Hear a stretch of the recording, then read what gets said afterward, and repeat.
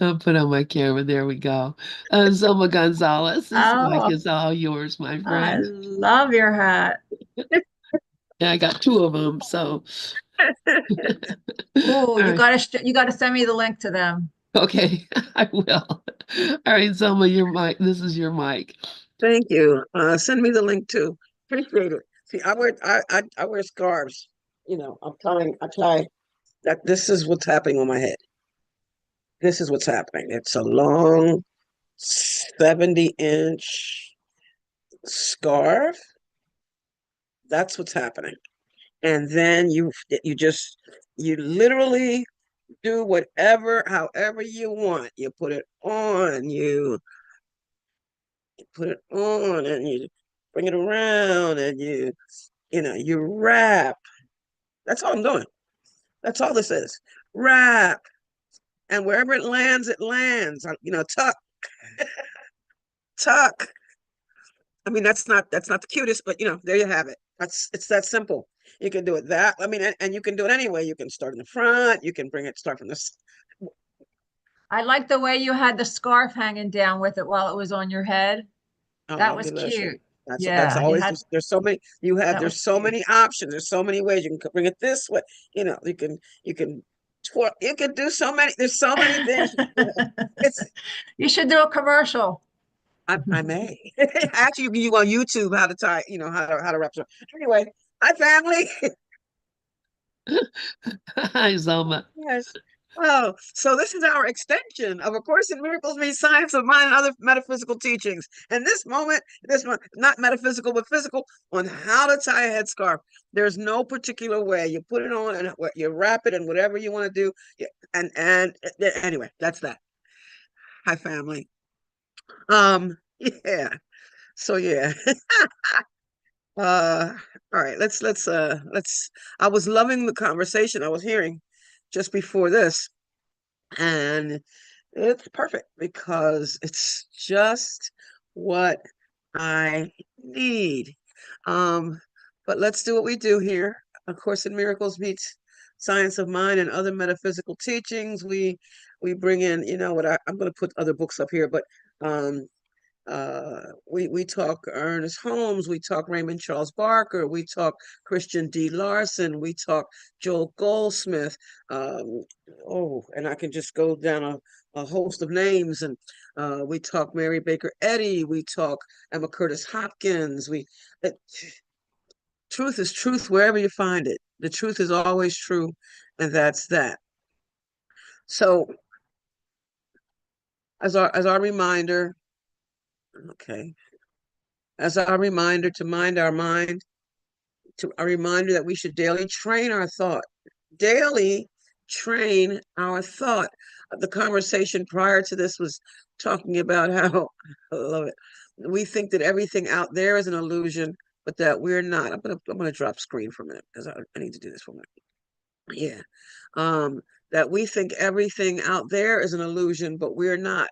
No, no, no. If there is no world and I am quote quote part of the world, then there is no me either.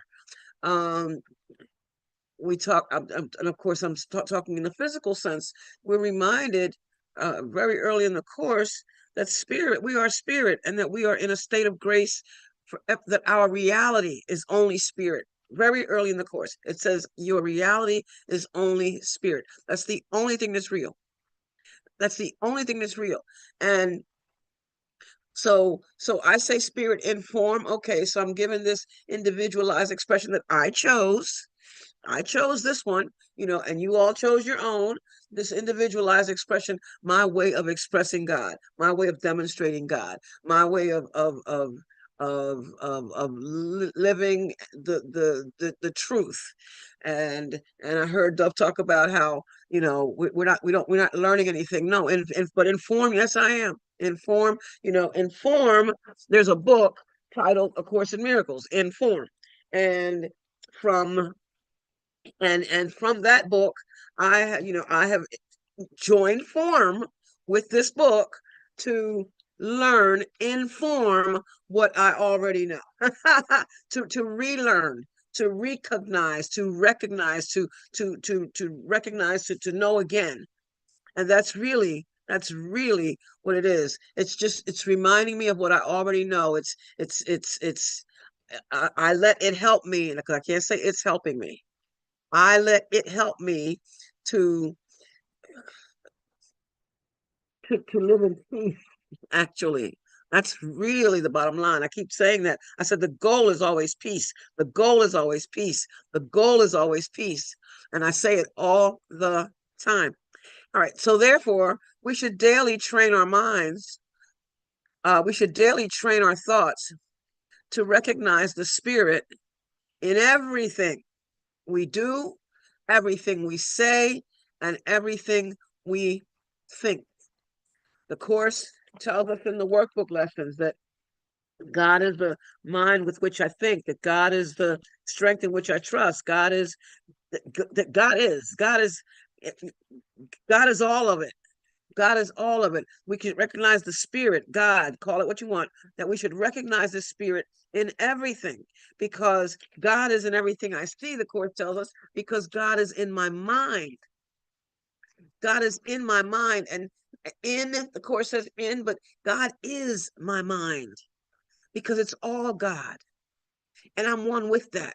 So I am, with a small m, the mind of God. I am an idea in the mind of God. Ooh, that's just a beautiful thing. I'm an idea in the mind of God. So we should daily train our thought to recognize the spirit in everything we do and everything we say and everything we think. So when we're looking out, quote, quote, looking out at whatever, whomever, the opening thought should be, that's God. That's God. And that helps prevent the judgment that would come behind it. Unless, of course, we want to judge God. There's no other way, Ernest Holmes says. To try any other way would be to make a complete failure. Yes, we'll be in anger. We'll be in depression. We will be in fear. And all these other painful emotions, what we call painful emotions. We will continue to bring them on ourselves because we are trying to make a complete judgment based on partial information, and it's always partial information. This is a course in mind training we're taught. It's a course in mind training. I'm working to train my mind, and I'm reminded in the course that all learning involves attention and study at some level. I have to pay attention. The course says I need to guard my thoughts. The course says that I ought to, that the sleep of forgetfulness is only the unwillingness to remember. The course tells me that the habit of engaging with God is easy if I actively refuse to let my mind slip away. Oh my gosh. Those are some of my favorite passages. Clearly you know that because I'm rattling them off. They're not they're my favorite, and they're my favorite passages because I have to remind myself over and over and over again. Guard your thoughts, Zulma. Guard your thoughts, Zulma. Guard your thoughts. I actually pay a behavioral therapist to tell me that. Basically, or I tell her, and then she says, yes, that's yes. But guarding my thoughts, I have Alexa says to me 3 times a day, um, uh, be focused, make it, have a new thought, stay present. 3 times a day, Alexa will tell me that. Stay present. Be here now. That's really what it comes to. Be here now. And where else can I be? If I want peace, then I have to be here now. I have to know that an untrained mind can accomplish nothing. I can't do anything willy-nilly. The whole thing about chaotic thinking. I was reading in one of the lesson reviews about chaotic thinking. Chaotic thinking produces chaos. All this that we know is chaos is coming from chaotic thinking. Us thinking that we that we are separate, that we're separate from our creator, that we're separate from each other. And each other is just the oneness of it all. No, we're just individualized expressions of it. When the wind blows, I feel it, you feel it too. Individualized expressions. It's the same wind. To learn how to think, Ernest Holmes says, is to learn how to live. And Christian Larson tells us that we naturally learn, or rather, we naturally become master over all life when we can understand and master the process of thinking. And it sounds so simplistic. It sounds simplistic. I need a moment.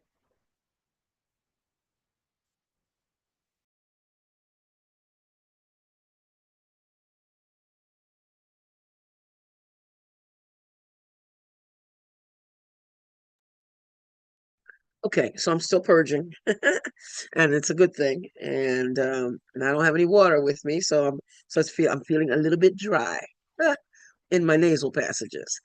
Um, but yeah, it sounds so simplistic that oh well, I know how to think. I'm always thinking. It's true. We're always thinking. But what are we thinking? Are we thinking thoughts that bring us peace? Are we thinking thoughts that make us smile? Am I? I'm talking speaking for myself. Am I thinking thoughts that make me smile? Am I thinking thoughts that make me extend to someone else, something that I want to share with someone else? Is that what's happening? And if not, I need to pay attention. Um, so I'm gonna say this, I'm gonna bring it in right now and get it out of the way. So I always share family members with you when they are no longer on the physical plane. On Sunday, the 12th, my niece Nilda, who I met in 2008, no, 2006. Mommy and I met her in 2006 in Puerto Rico. Um, she used to call me, so she had a very strong accent, and she called me her chocolate chip, which sounded more like her chocolate chip. Her chocolate chip. She called me her muñeca, which is her doll. She told her other aunts that I was, she told her other aunts that I was her favorite. You know how they had to feel about that, right? Uh, and so it is. This first photograph here on the left is the one of when we in 2000. No, that was not actually in 06, that was in 10. This is us in 2010. And the photograph on the right is us in 2022 when I went to Puerto Rico for a cousin's wedding. 2022. And last March when I went to New York regarding my sister Elena and her situation, uh, Nilda surprised me. She surprised me and came. I'm gonna drop screen because I need you to see this smile. She surprised. I was quite surprised that she turned up in New York. So Nilda had moved from New York to rather she had moved from Puerto Rico to California. She was doing in-home caregiving work for quite a while, and she found a way and showed up in New York, which was great. And then she went back to California, and then in December she moved back to Puerto Rico with her daughter and her two grandchildren, her daughter's husband. And on Sunday, uh, she was babysitting her grandson. Her daughter came home and found my niece. Found the remains of my niece. Found her body. Apparently, she had had a massive heart attack, and she was 58 years old. And I and it's important. I'm glad to be able to share this right now because in the previous conversation before I got here with Dove and Lori and Sharon and Karen and Lynn that I heard, we talked about how we see things the way we want to see them. And of course, as I was getting the news, I'm like, what? What are you telling me? No, that was the immediate reaction. And as the days continue to pass, it's now the 16th, it's 4 days later, and I am reminding myself of my mind training.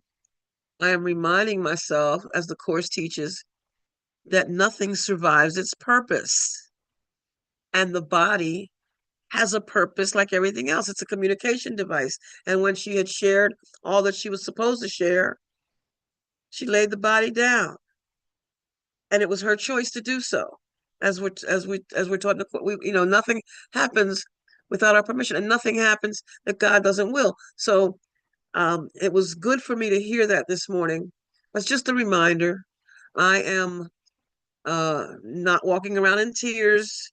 I do have moments. I hear her talking to me, and I smile with that. Well, no, there are tears, but I'm smiling with the tears. I'm smiling at the memories that I have of my niece Nilda, who called me every 2 weeks, and she had this little voice that she had this itty bitty voice that that if there were moments where I'm like, oh, I can't listen to this, and then I would laugh because it was a little voice. She was, so my height, I'm all 5 feet tall, and she came to hear on me.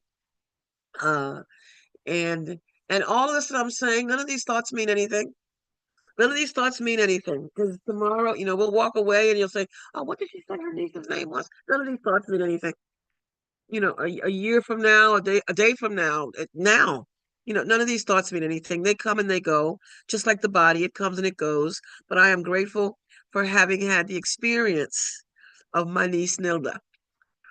Um, and I had a couple passages from different sources just to share on that.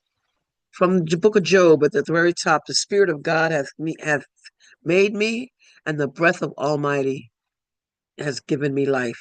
The Spirit of God hath made me. We would say created, of course. And the breath of the Almighty hath given me life. And from Raymond Charles Barker, the law of God would have to be a law of liberty, since bondage could not come from freedom any more than death could be born of the principle of life. Which, of course, reminds me from the Course that there is no death. The Son of God is free. There is no death. We are free. Indeed, we are free. And we're talking about the body. Her body didn't die. It's changed form. It decomposes, and it becomes dusty, and and then and it doesn't go anywhere. I mean, they say they may put it in the ground, they may whatever. The morticians call it the remains, and it is the remains. But it doesn't go anywhere. It's still here. And I think about that. We breathe in. I believe, that after it decomposes and all that, that at some point, we're breathing this air in. It doesn't go anywhere. The Course reminds us that all loss, so-called loss, comes from your own misunderstanding. Loss of any kind is impossible. You will never, ever, ever, ever hear me say that I lost someone. Ever. Never. Because of what I learned because of what is written in the Course in Miracles, and now other teachings. But this is where I first came to understand that nothing can possibly be lost. How can anything be lost if we are everything? How can anything be lost? I am everything. I have everything. How can anything be lost just because I can't see it, like my spare set of house keys?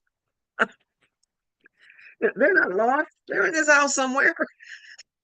They'll turn up.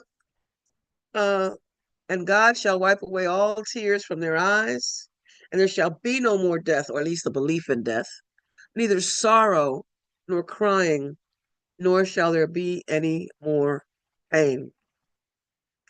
I think about, when my first thought is no earthly cares, no more worries, no more any of that stuff. No more any of that stuff. I like that that's gone, that's over. I see Karen's hand. Go ahead, my love.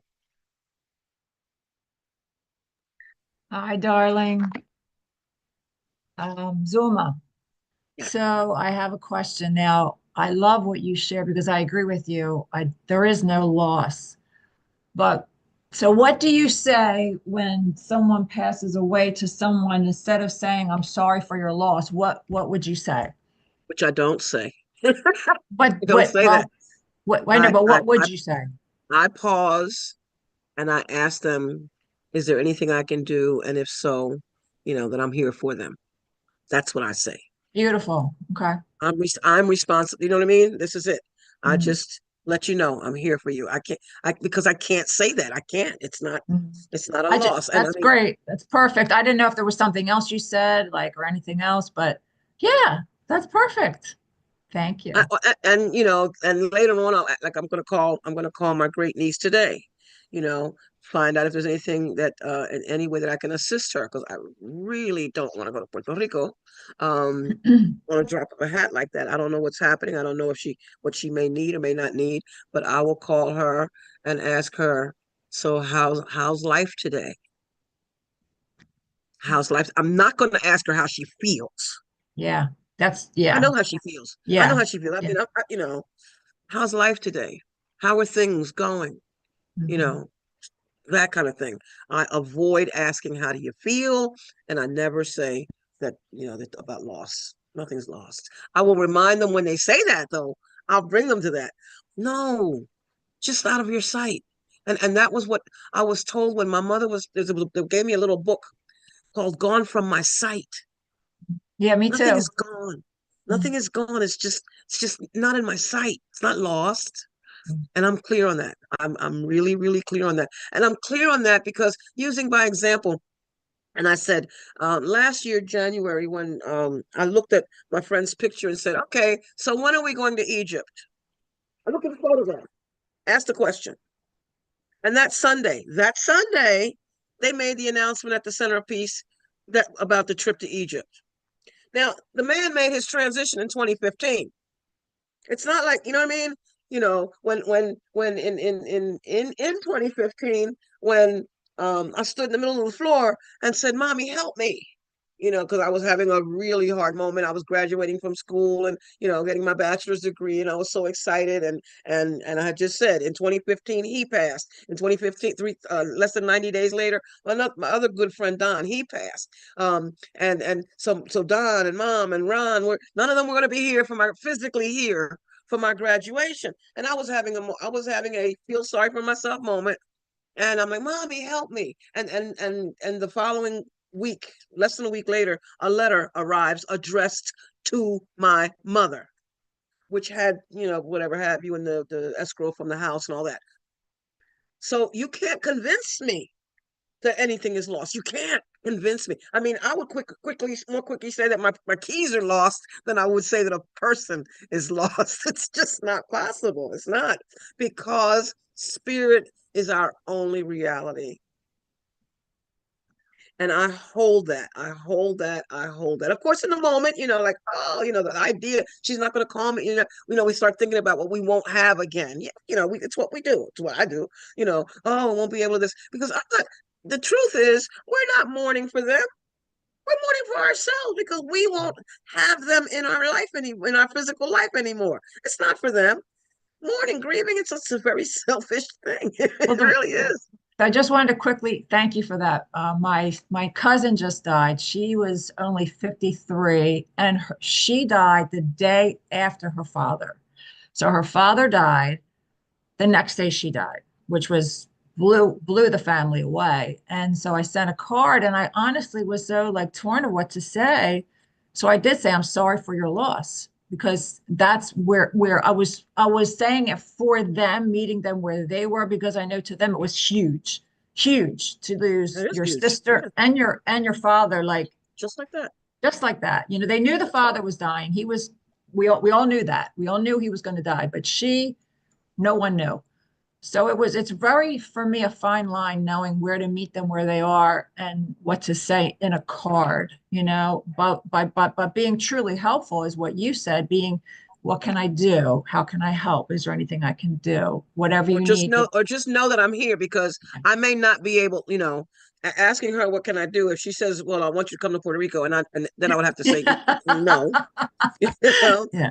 Yeah. you know um uh, All I right, mean, I'm I going to don't have let you to say speak. no. It would probably cost me over $1,000 to go if I went. I'd have to, drop everything, whatever, um, because if she sounded like that, that she was her mom's only child, and I understand what being an only child and having to go through that experience is like. And with two children, and unfortunately, she has, the gentleman trusting. I don't know the extent of their relation. How I know nothing. I don't mind business like that. But trusting that he's supportive, trusting that he's supportive. Um, anyway, I put myself in a position. You know, let me know what I can do. I don't. I even try to do it that way as opposed to, is there something I can do? Because if I ask, they're gonna come with something.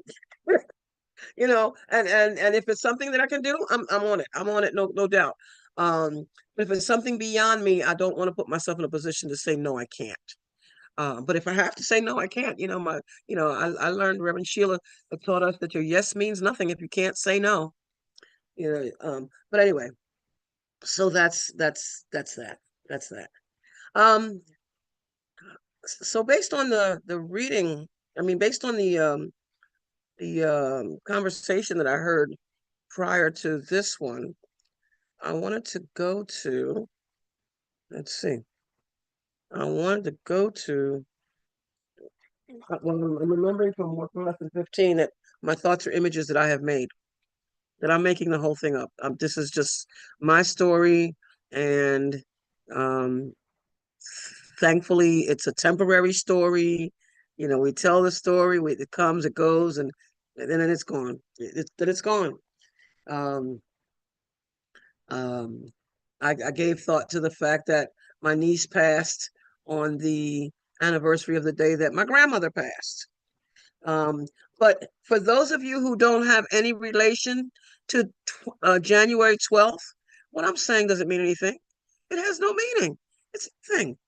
There was January 12th before my grandmother. There was January 12th before you know what I mean? These are just days. Like I have a friend whose birthday is January 12th. I celebrate that. You know, it's all relative.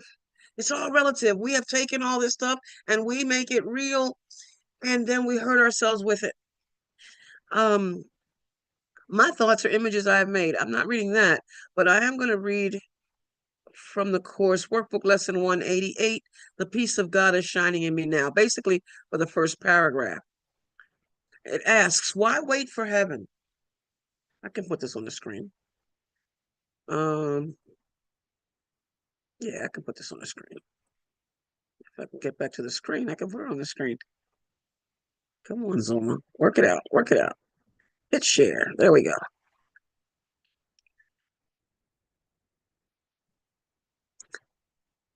Yeah, so the peace of God is shining in me now. Why wait for heaven? Those who seek the light are merely covering their eyes. And see, Doug was talking about the whole learning thing, thinking that, what are we learning? And this is what came to mind. The light is in them now. Those who seek the light, those of us who seek the light are merely covering our eyes. A different teacher, a different book. Oh, this is the answer. That video. We do it. We do it. We do it. I'm not judging it. I'm just making a comment. Uh, I've gotten to the point where if what I'm sent, I'll watch or listen to what I'm sent, and I appreciate it because it helps me through the day. What Dove sends out, what Lynn sends out, what Karen sends out, whatever. I'm there, but I'm keeping my circle. I'm keeping it small because otherwise I would be doing it all day long. I wouldn't be able to go to work. I wouldn't be able to eat, bathe. I wouldn't be able to sleep. I wouldn't be able to do anything because there's always something. There's always something. There's always more, more, more, which the course calls the Antichrist. So I keep it small. A couple of things, I just that I'm closest to, and this is my family. You all are I call the first family. Um, you all are my first spiritual family. I'm going to drop the screen again for a minute because this is important to me. Important to me. You all are my first spiritual family. Because before when I started reading the course, I read the course alone for years. And then I found some study group, but it was very intellectual, um, and they weren't consistent, and that lasted very short time, and then I went to another study group in South Philadelphia, and mm, oh, what happened there is that they moved to a place where they had cats. I'm allergic to cats, and I couldn't stay. I only went to two of those sessions, but that's also where I had met the woman who had said to me that she had read from the course at her mother's passing and gave me the passage from chapter 5, section 4, paragraph 8, which corresponded to the time when my mother passed, the 5th month, the 4th day of the 8th year. See, again, it just reminders to me that nothing is lost. Nothing is ever lost. Um, Lost my train of thought. Oh, first family. Yeah. So then in 2007, I found Gather. And oh my God. Oh my God. I heard new things. I had an opportunity to ask questions. I had an opportunity to talk the course and to grow from the course and to learn more from the course, to become more involved with the course, and I learned about trust from Dove, who, oh, no, I didn't learn anything. Dove just mentioned it and I picked up on it, that he talked about teaching, um being a teacher here, and I'm thinking, oh, I can't teach. I can't teach, and I would bring like oodles, lots of reading, and I would say something in between. Read some more, and I'd say something in between, and I love it that there are people here who come with passages from the course, read, and actually do the same thing, except that in in my mind, I was doing it fearfully. In my mind, I was doing it fearfully, and that's not the case at all. It's anyway. I'm grateful, grateful, grateful. I had brought a friend here, if you all remember, he is still a student of the course. His favorite passage is and has always been, "Teach only love, for that is what you are." You remember Al, uh, who he and his wife are members of the Center of Peace, active. His wife, Cynthia, and I are, in fact, I say it's an incestuous relationship. He's my brother, she's my sister, and we're tight as a drum, tight as a drum. And she's now a licensed practitioner. And just nothing is ever lost. But I'm grateful. I'm so, so, so grateful to this family who I carry with me all the time. All right. All right. Okay. I'm gonna come off of that now because before the tears decide they want to show up. Why wait for heaven? Those who seek the light are merely covering their eyes. The light is in them now. Enlightenment is but a recognition, not a change at all. Now, recognition, to recognize, is to be cognizant again. We already know. How can we not know? We're one with God. How can we not know? If God knows, we know. I and the Father are one. What God is, I am. I read the other day that God is the universe. Of course, in the course, God is the universe. Uni meaning one. It's just one. One thought, one word, one truth, one life. There is only the one life.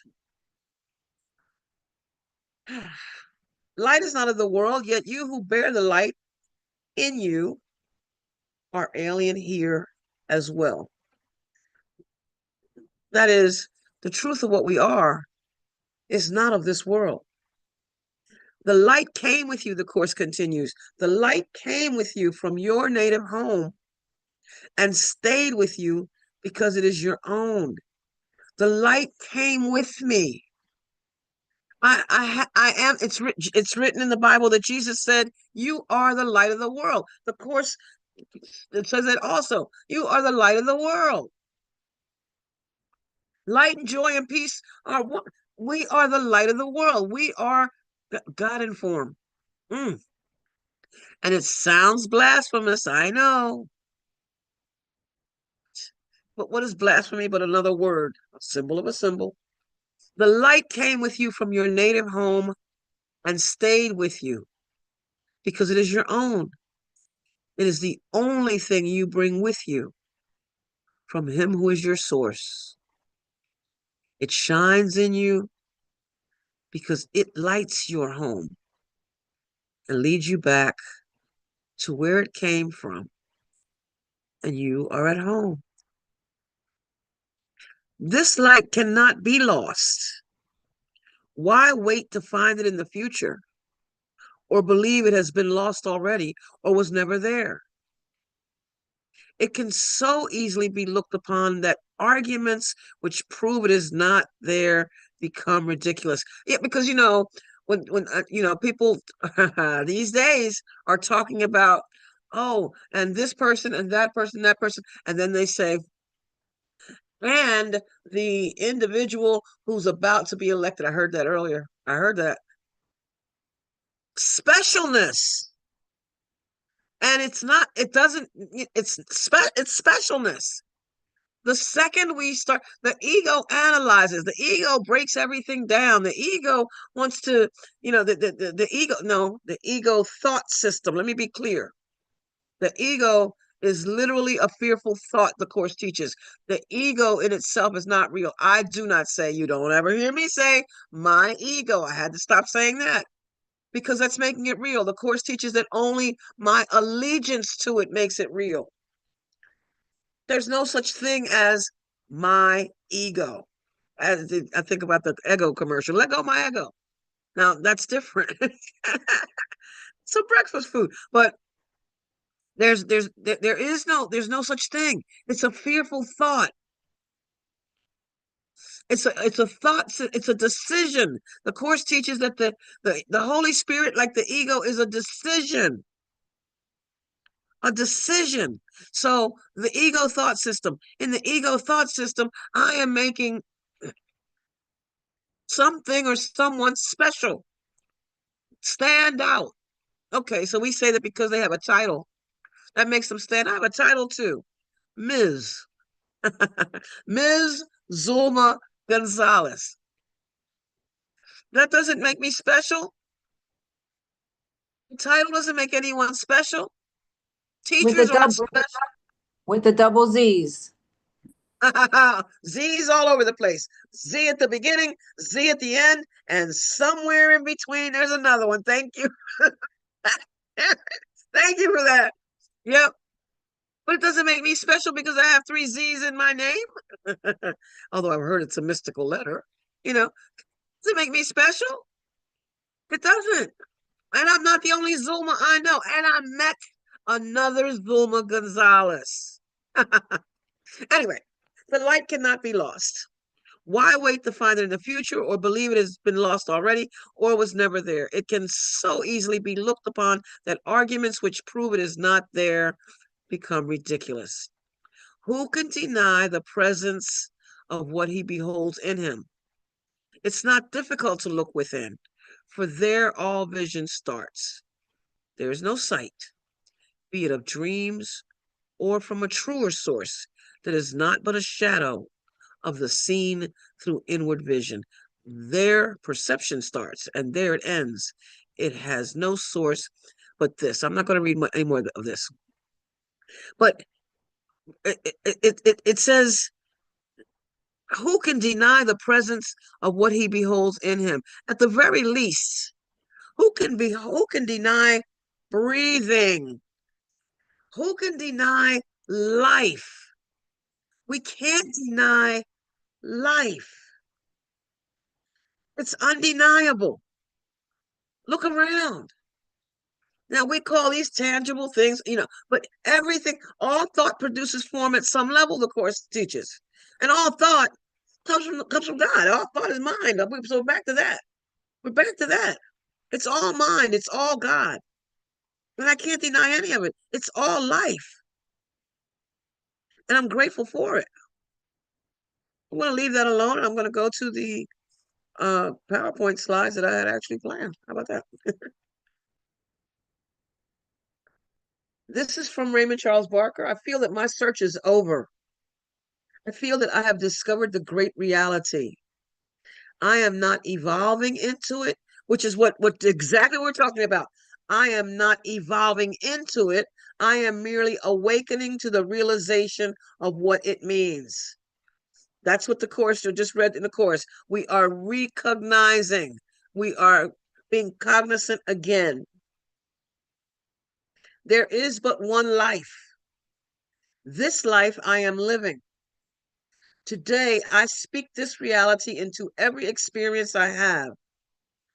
Today, I see him reflected in every form, back of every countenance, moving in every act. Isn't that what I read in the Mind Your Mind section? See spirit in everything. The course teaches God is in everything I see because God is in my mind.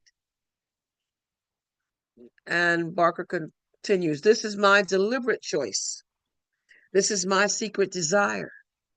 This is the sole ambition of my heart and mind and soul, that I shall walk with God. What's the course teach? Who walks with me?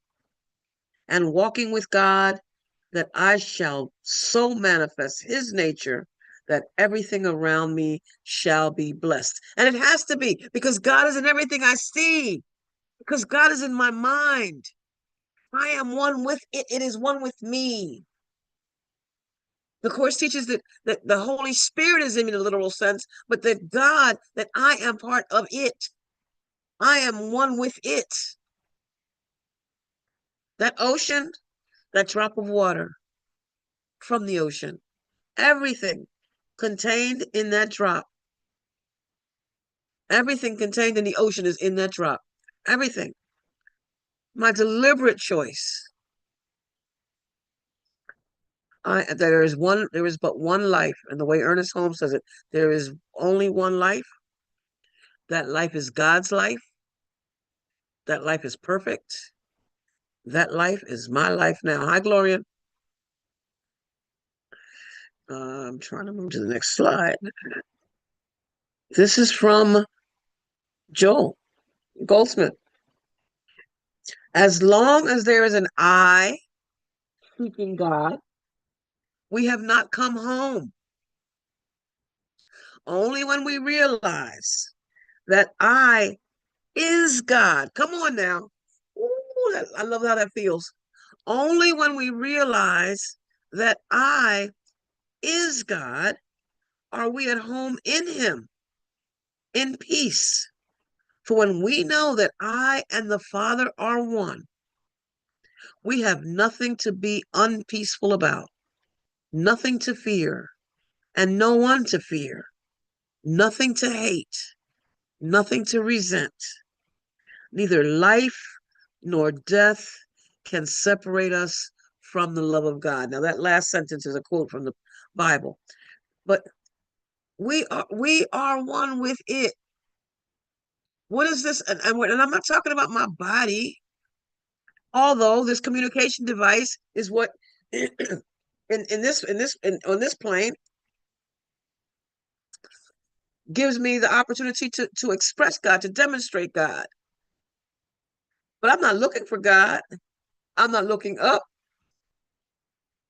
I don't often I find myself saying, but a lot less often, oh, thank God. You know how we do that? Thank God. I've said it. I'm sure. No, I can't speak for anybody else, but I've said it. Thank God. And in the moment that I say that, it's like God's out there. But as I'm saying this,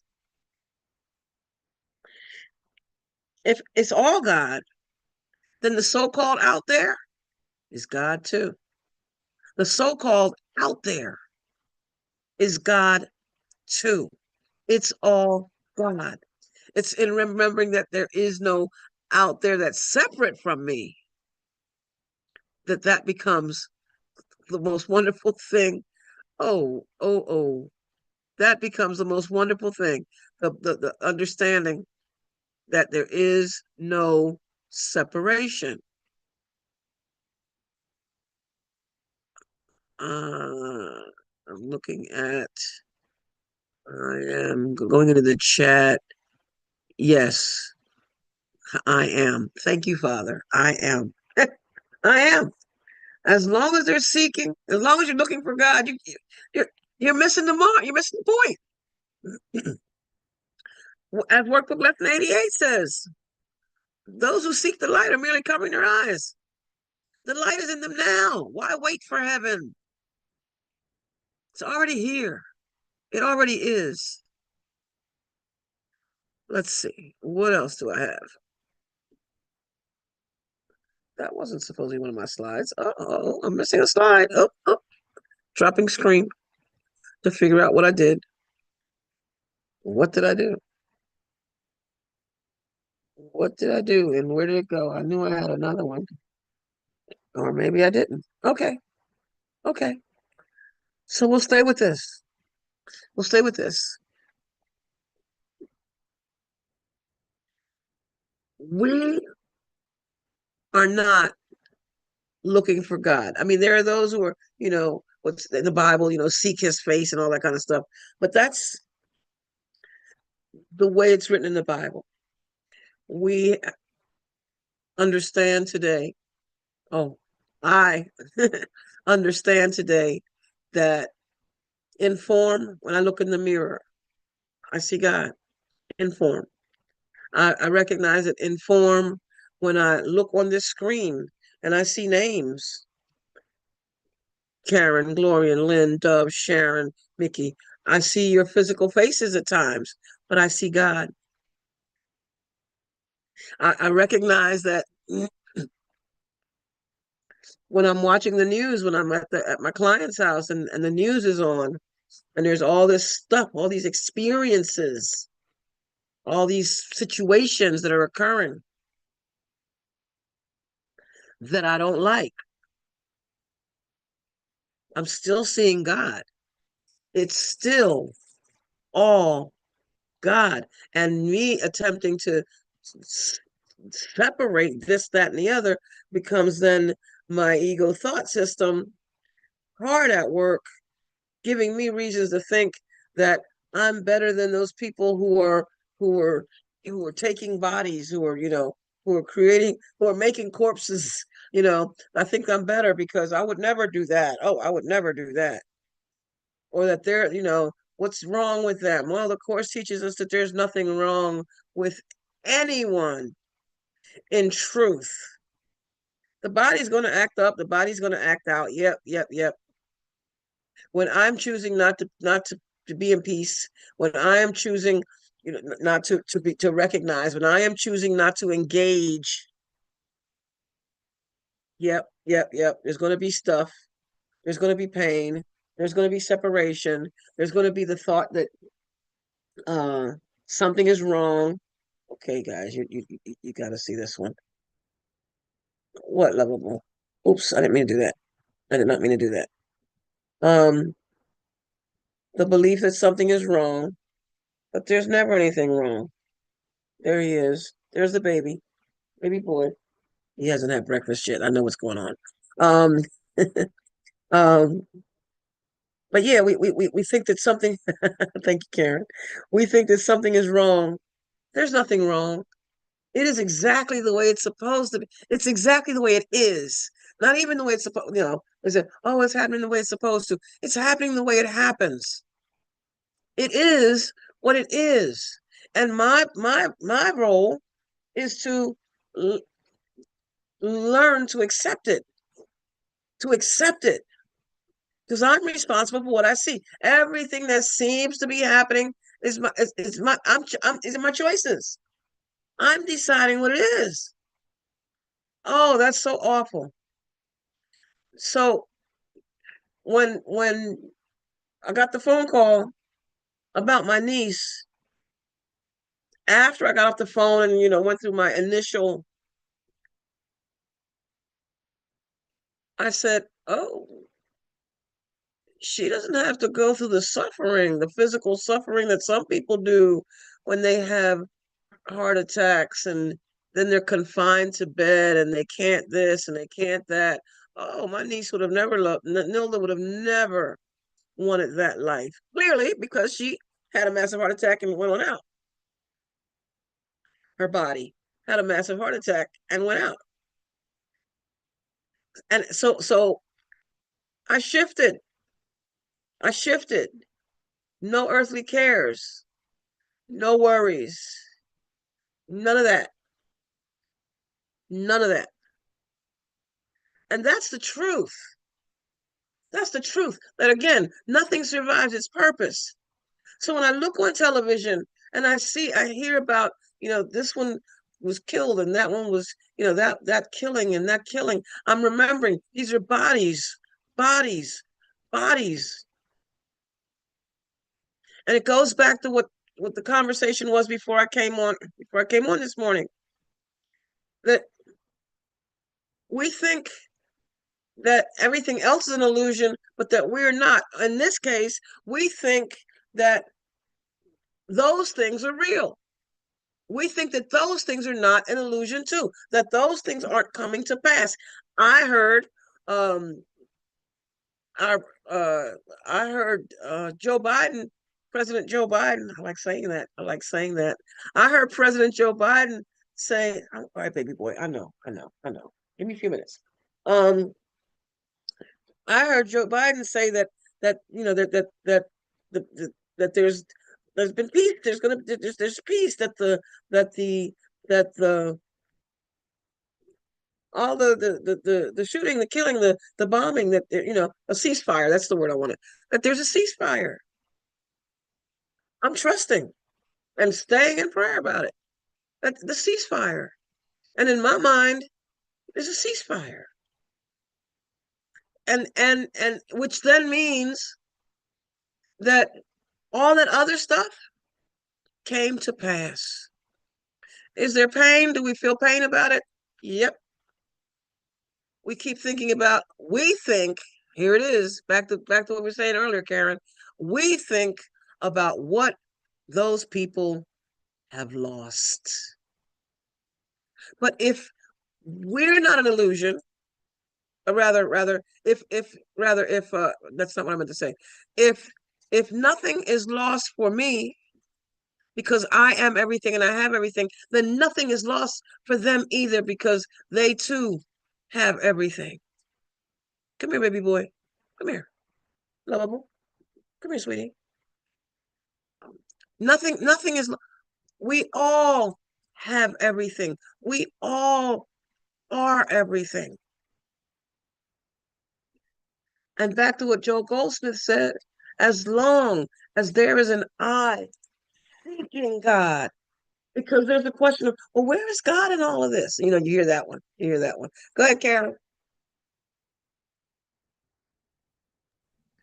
So every time I send a sympathy card, I usually do say sorry for your loss, especially with what um my family just went through with my cousin and her father, one day apart.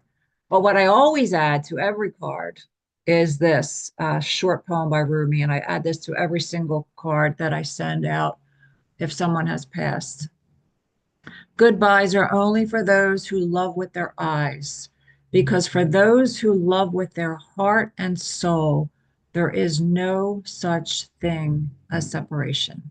And that's by Rumi. So I always send that message out because I really do send that truth out along with what they're going through, because it's always good to be reminded of the truth, regardless of what you believe. Thanks. Yes. Yes. Yes. In line with the poem that I wrote, Passing On. I'm not gonna, but the last four lines are, the when your well of tears have dried, rejoice. They are not gone. The spirit cannot ever die. It just keeps passing on. When I wrote that poem,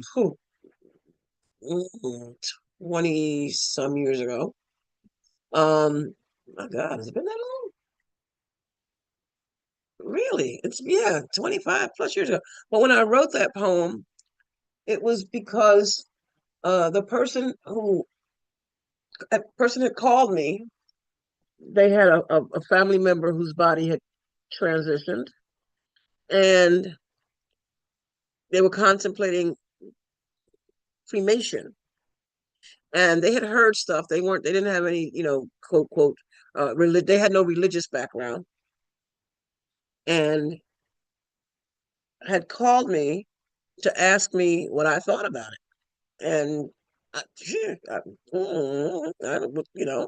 I had already years and years and years past, back in the early 90s, had heard, no, back in the 80s, had heard the funeral director refer to the body as the remains. So the poem that I wrote, it started about the body hurts, the body cries, the body feels the rain. The spirit, though, knows only joy, not sorrow and not pain.